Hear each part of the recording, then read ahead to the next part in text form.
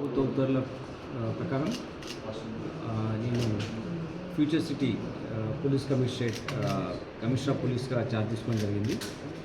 ఇది మన రాష్ట్రంను ఉన్నతమైన అభివృద్ధి దశలో తీసుకెళ్లాలని చెప్పేసి మన రాష్ట్రంలో ఉన్నటువంటి అభివృద్ధి ప్రపంచ దేశాలకు తెలిసే విధంగా ఒక ఫ్యూచర్ సిటీని ఇక్కడ డెవలప్ చేయాలనేదే ప్రభుత్వ సంకల్పం.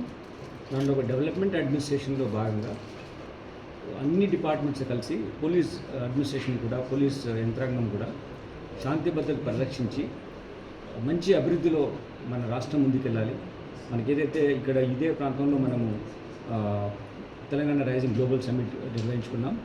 దానికి $3 ట్రిలియన్ ఎకానమీని మనం వృద్ధి చేసుకోవాలనుకున్న ఒక ఎకనామిక్ ప్రాసెస్ను స్టార్ట్ చేసాం. దాంట్లో అన్ని డిపార్ట్మెంట్స్ సంఘీభావంతో అన్ని డిపార్ట్మెంట్స్ ఒక యునైటెడ్ వ్యవస్థగా మారి డెవలప్మెంట్ కోసం మనము బాధ్యత తీసుకోవాలనే ఉద్దేశంతో ఇటువంటి కమిషనరేట్ను క్రియేట్ చేయడం. ఈ కమిషనరేట్ ద్వారా పోలీస్ అధికారులు అందరూ రెవెన్యూ డిపార్ట్మెంట్తో కానీ, మున్సిపల్ అడ్మినిస్ట్రేషన్తో కానీ, గ్రామంలో ఉన్నటువంటి పంచాయతీరాజ్ వ్యవస్థతో కానీ అందరితో కలిసి పనిచేసి ఒక ఉన్నతమైనటువంటి గోల్స్ మన ప్రభుత్వం సెట్ చేసిందో దానికి మనం తగ్గట్టుగా పనిచేస్తాం.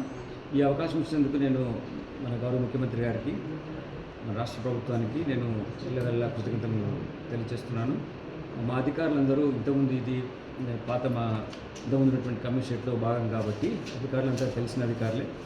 వీళ్ళతో కలిసి చాలా పోలీసింగ్ ఇనిషియేటివ్స్ మనం చేసాం కాబట్టి తప్పకుండా ఒక టీం వర్క్తో మేము పనిచేసి బెటర్ కమిషనర్గా ఉండే విధంగా వీళ్ళంతా నాకు టీమ్గా పనిచేస్తాం. అలానే ఒక బెటర్ కమిషనరేట్గా ఉండే విధంగా అందరం కలిసి టీమ్గా ఉండి ముఖ్యమంత్రి గారు అయితే మా మీద పెట్టినటువంటి నమ్మకానికి, రాష్ట్ర ప్రభుత్వం మీద పెట్టిన నమ్మకానికి అనుగుణంగా మేము పనిచేసి అభివృద్ధి పదం వెళ్తాం.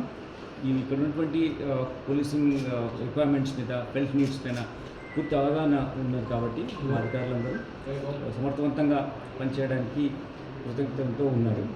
మీ సహకారం కూడా కావాలి. మీతో కలిసి బెటర్ పోలీసింగ్ అందించాలని మేము ప్రయత్నం చేస్తున్నాం. ఇక్కడ ముఖ్యంగా ఏంటంటే ఎవరైతే చట్టంకు అనుకూలంగా ఉంటారో, చట్టంతో కలిసి పనిచేస్తారో వాళ్ళకి తప్పకుండా పోలీస్ వ్యవస్థ వాళ్ళతో తోడుగా ఉంటుంది. చట్ట వ్యతిరేక కార్యక్రమాలు ఎవరైనా పాల్పడినా కానీ వాళ్ళపైన చాలా చట్టప్రకంగా చాలా తీవ్రమైనటువంటి కఠినంగా కూడా చర్యలు తీసుకోవడానికి మేము సిద్ధంగా ఉంటాం. కాబట్టి కామన్ మ్యాన్ ఎవరైతే ఉంటారో అతనికి పూర్తి రక్షణ కల్పించడానికి వ్యవస్థ ఉంది. దానికి పోలీసు వాళ్ళు మేము పనిచేస్తాం. మీరు ఎప్పుడైనా సరే మా దగ్గరికి వచ్చి ఎటువంటి సహకారం కావాలన్నా చట్టపరంగా తప్పకుండా మీరు అడగాలి.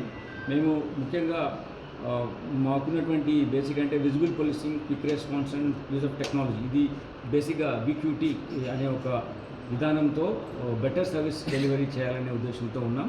బట్ ప్రజలందరూ మా ఉన్నటువంటి పోలీస్ అధికారులతో కలిసి మంచి శాంతి భద్రత పరీక్ష పాల్గొంటాం.